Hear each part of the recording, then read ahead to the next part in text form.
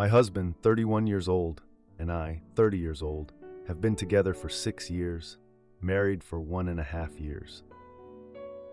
After doing long distance for some time, he moved from Europe to the United States so that we could continue our lives together. He has now been in the United States for almost 2 years and has had a full-time job ever since as a bartender. Throughout these 2 years, I have been helping him get on his feet here in the United States.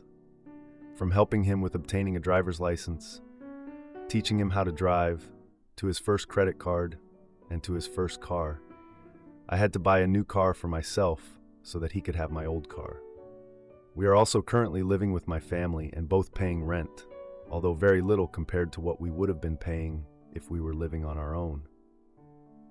He is currently studying for real estate in order to get out of the restaurant industry and be better for us as a family. However, he procrastinates on his studies a lot. As for myself, I would consider myself the opposite of him. I have always been very studious, have a bachelor's degree and a master's degree, and now I have a career in which I make very good money for myself. Unlike my husband, who never went to college, was never the student type, and was never driven to do anything with his life until he met me and I started to push him in that direction. I am at a point where I would like to start talking about moving out and getting our own apartment, soon followed by a house and some children. I have been talking to my husband about needing to save money together for such important things as a down payment for a house, a new car if the current one breaks down, a vacation, furniture, and more. I have also tried to teach him about the importance of building good credit, having a 401k, and so on. Essentially, I am trying to set him up for success, which would set us up for success because in the end, my goal is for my husband to be more of a provider type. I want to have a good, comfortable life. As of now, he is unable to save his money. And to top this off, he sends money home to his mother, sister, and brother anytime there is talk about them even slightly struggling financially. I told my husband that it is nice of him, but that he does not have enough money to be doing that, and that he cannot support 3 or 4 families back home like that. I told him his sister is a grown woman with a husband, his brothers are grown up, either single or with wives, and they should be able to take care of themselves.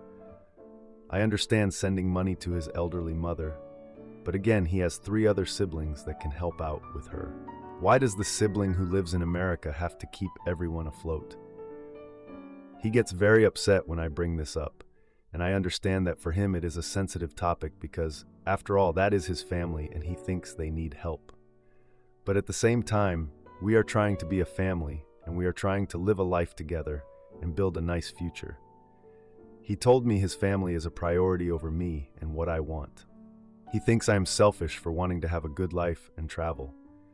I told him if he had $20,000 saved up, at least this money that he sends would be negligible, but that he simply has nothing and is not in a place to send money.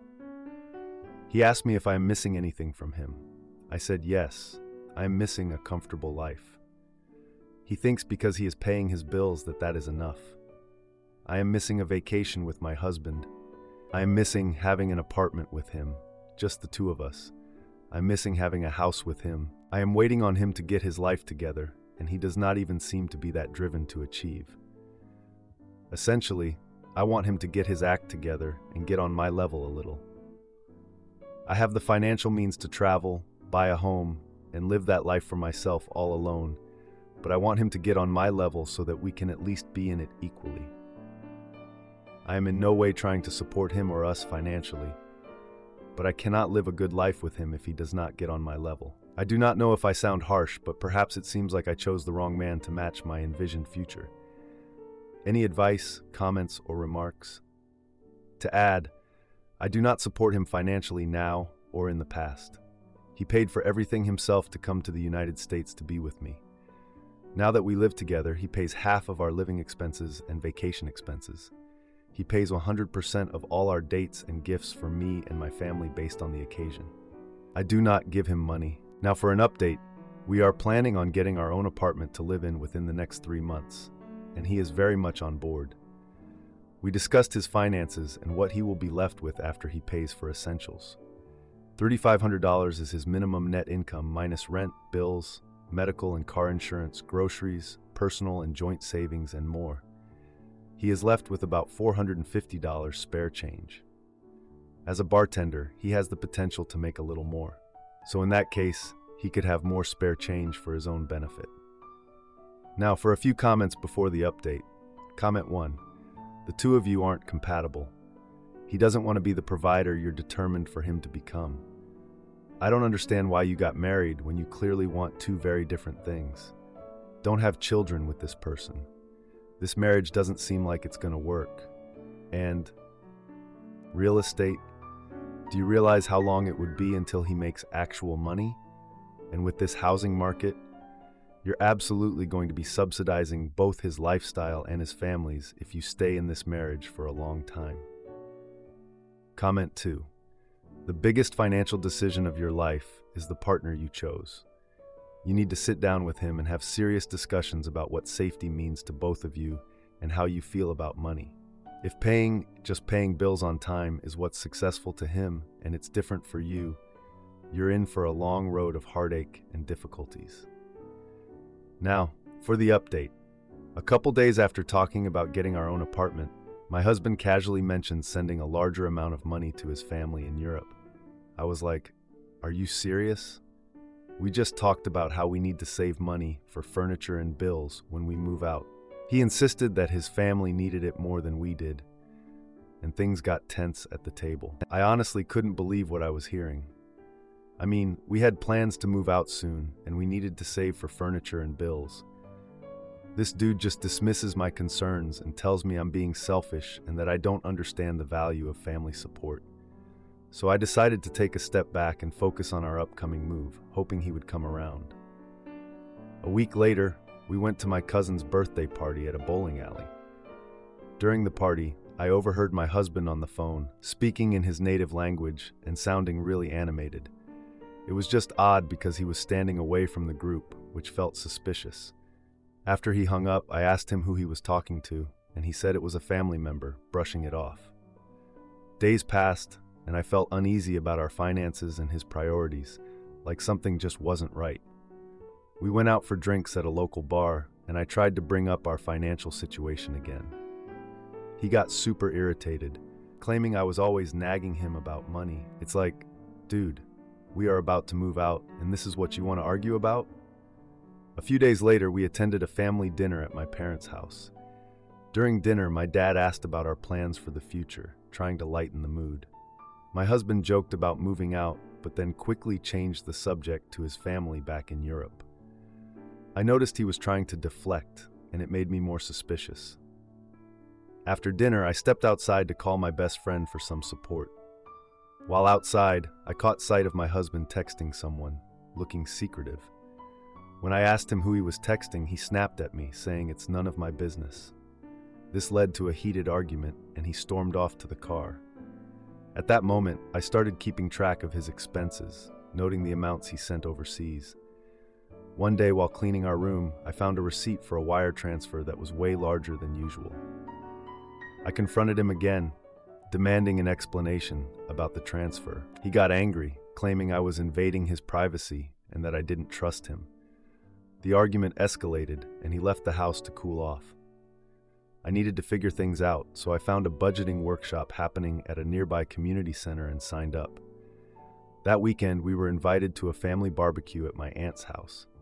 During the barbecue, my husband got a call and excused himself to take it in private. I noticed he was taking a long time, and my suspicions went through the roof again. After he returned, I asked who called, and he avoided the question completely.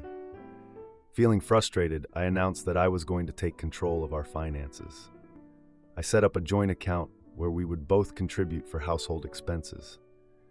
My husband reluctantly agreed after I explained the need for transparency. A few days later, I found out he made another significant transfer to his family. This time, I decided not to confront him directly, but instead planned to reveal everything during our next family dinner. At the family dinner, I shared our financial situation openly, detailing his transfers and the impact on our future. The family was shocked, and my husband just sat there in silence as I spoke. I could tell they didn't fully understand what was going on between us. His mom was like, he has to help his family. And I'm like, yeah, I get that, but we are a family too. I felt like I was defending myself and our future, and honestly, it was exhausting. His sister asked why I was making such a big deal out of this, and I had to explain how it was affecting our plans to move out and start our own life. I noticed my husband getting more and more uncomfortable as the conversation went on. His dad told him to step up and be a man, and that really hit him hard. My husband sat there, not saying a word, and I could see him processing everything. It was like a light bulb went off for him. After dinner, everyone left, and it was just us and my parents. My mom asked if we were okay, and my husband finally spoke up. He said he was sorry for not being more responsible and that he would do better.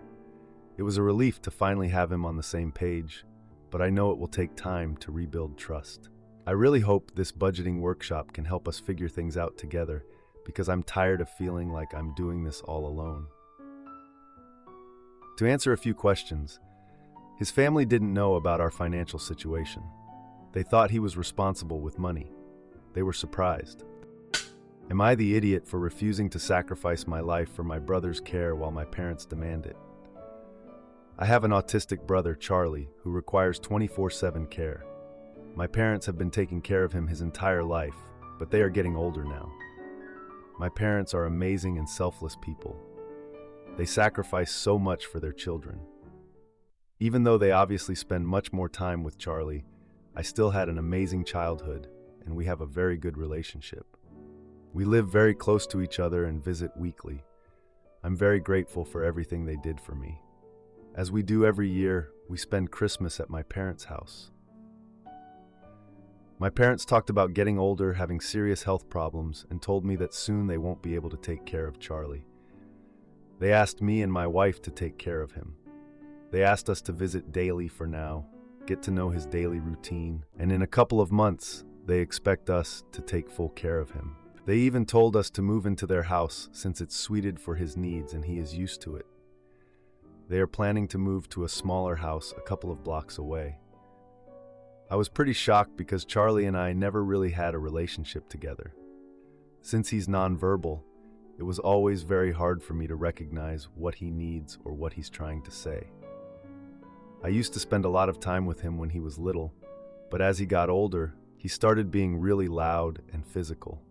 He reacted really badly to strangers, and once he attacked my friend, whom I invited over, and bit him so hard we had to take him to the hospital.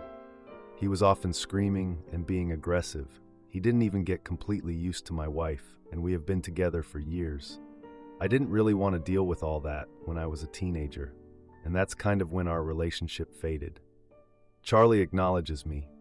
He is calm in my company and listens to me, but he is super fixated on Mom. Also, my wife and I are both working full-time. She does customer service, and I work in marketing, so we have flexible work hours with the option to work from home, but we still won't have enough time for full care. We are also planning to have our own children soon.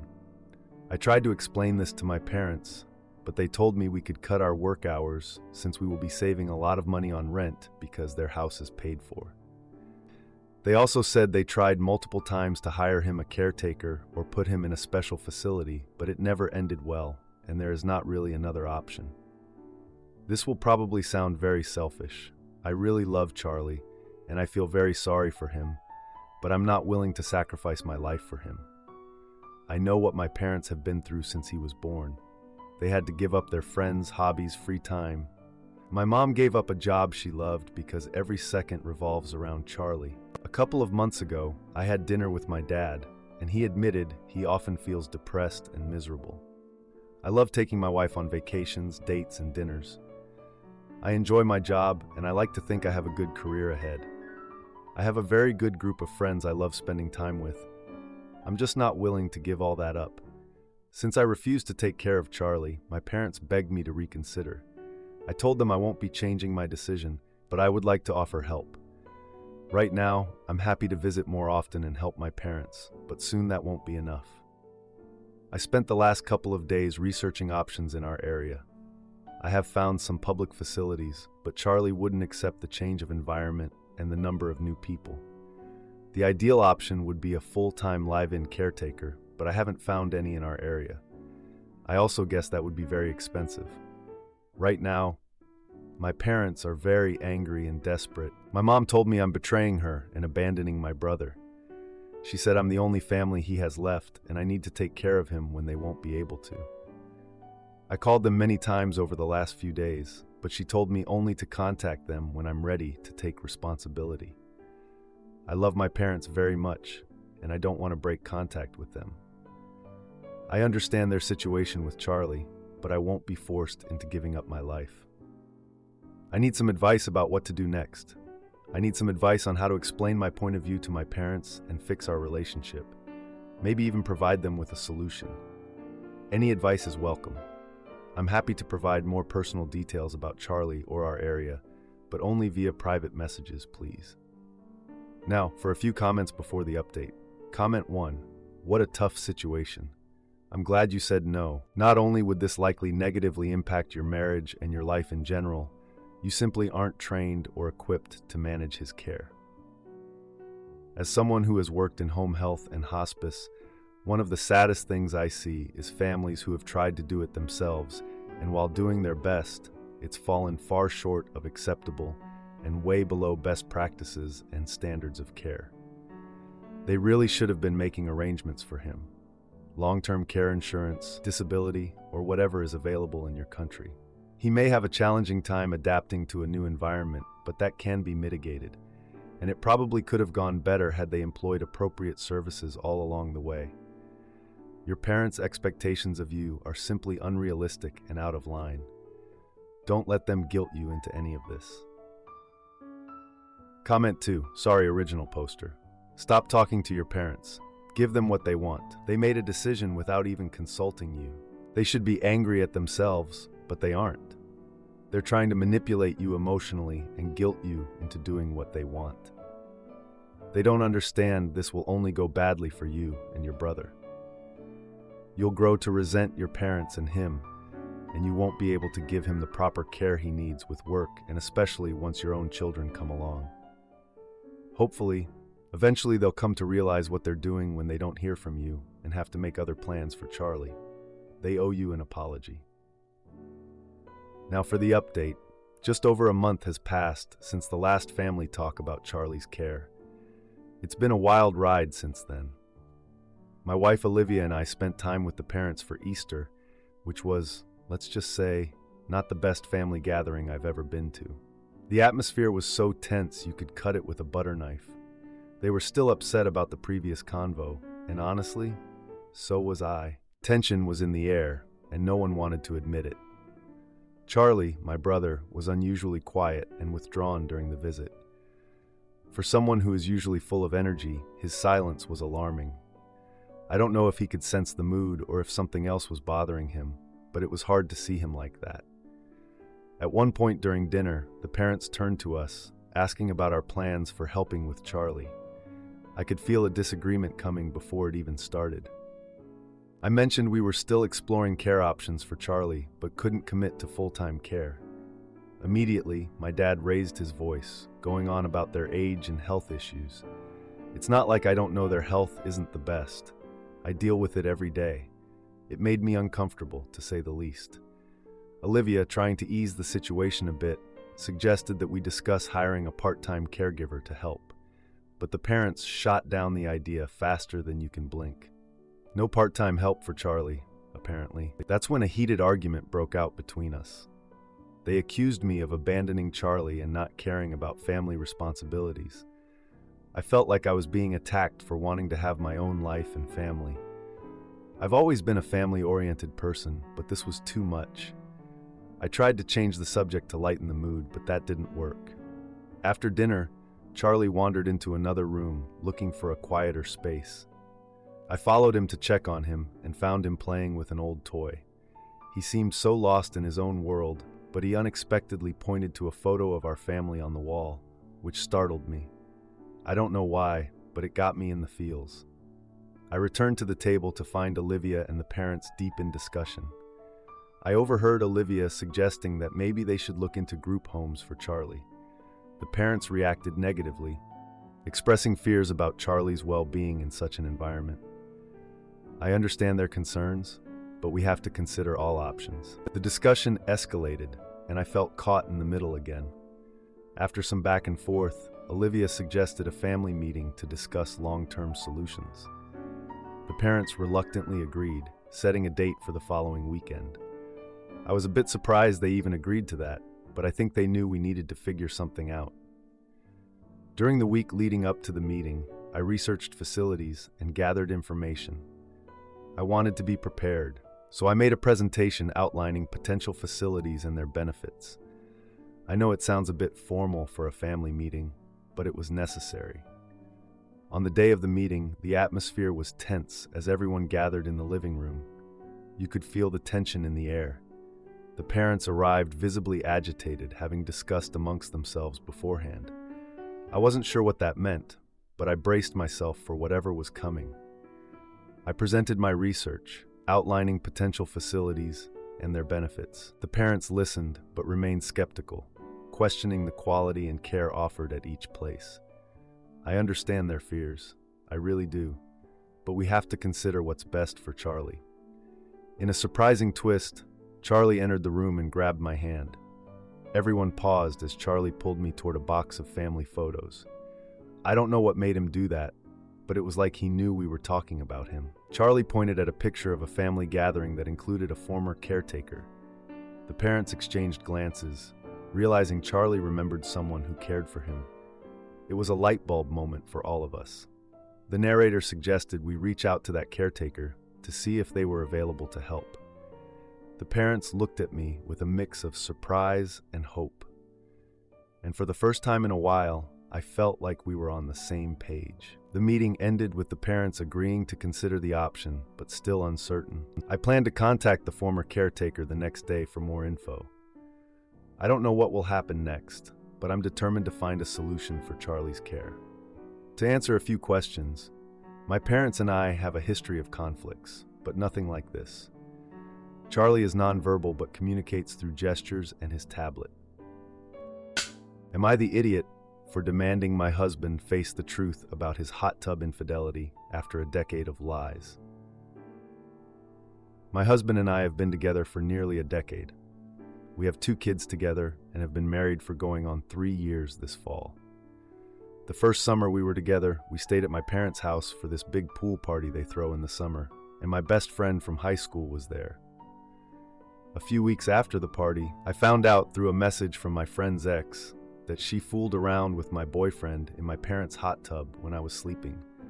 I never had any proof that it happened, and he swore up and down he didn't. So after a lot of confusion and heartbreak on my part, I ended the relationship with that friend and moved forward with my boyfriend, who is now my husband. Fast forward to this past weekend, my husband and I were in a stupid drunken fight, and he admitted he actually did fool around with her in the hot tub back then. After 10 years, he finally admitted it and shattered my entire world at once. I don't know what to do or where to start with even thinking this through. I don't want to break up our marriage, mostly for our kids' sake since they are young, but I don't know how I could possibly start to forgive him. He gaslit me into thinking I was crazy for accusing him for years, and now I know I was right the entire time. I feel physically ill over this revelation. I know this is an extremely personal situation, and you are a group of strangers on the internet, but I just need someone to tell me what they would do in this situation. I feel completely lost and broken. Now for an update.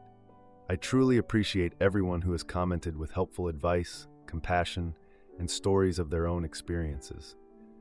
The last 4 days have been nothing short of depressing and heartbreaking, but you all have helped in your own way. I have only spoken to my husband when absolutely necessary, regarding the kids or household, and spent the rest of the time working or focusing on my children. He has been trying to talk to me, apologizing profusely, and said he has reached out to a marriage counselor for us to see. He also promised to quit drinking, which has been a major problem in our relationship for years, start going to the gym, and see a counselor for his own issues. Neither one of us had great examples of marriage growing up.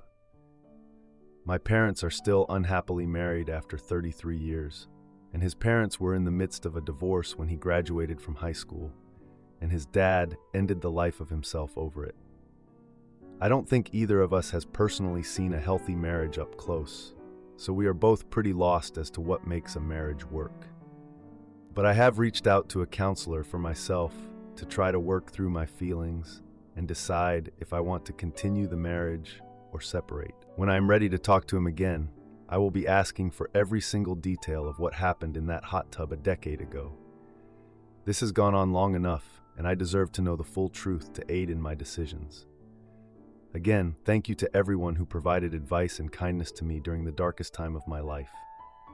If I think about it, I will update again after I make a decision. Now for a few comments before the update. Comment 1. There are a few things to remember here. 1. He lied to you for years. 2. He gaslit you to make you think you were crazy. 3. He cheated with your friend. 4. He weaponized this lie in an argument, not to finally be honest, but to hurt you. None of that is okay, and you don't need to get past this if you don't want to. Update me. Comment 2. First thing, this is brand new to you. You don't have to decide now how you feel or how you will react. Second, it is old news to him. That will lead you to view this as an immediate crisis and him to view this as something long ago moved past. And that is unfortunate. Sorry.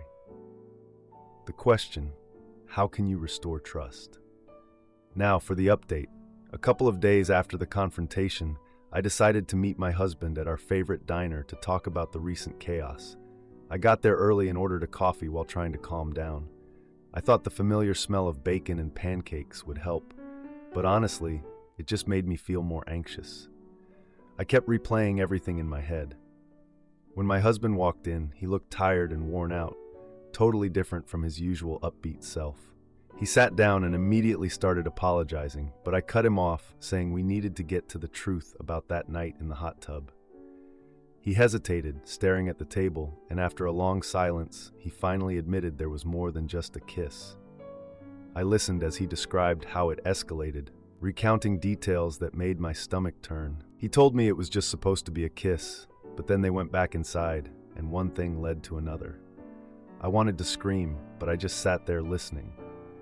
Mid-conversation, the waitress came over to refill our coffee, interrupting the heavy moment. After she left, my husband started crying, begging for forgiveness, claiming he was lost and confused back then.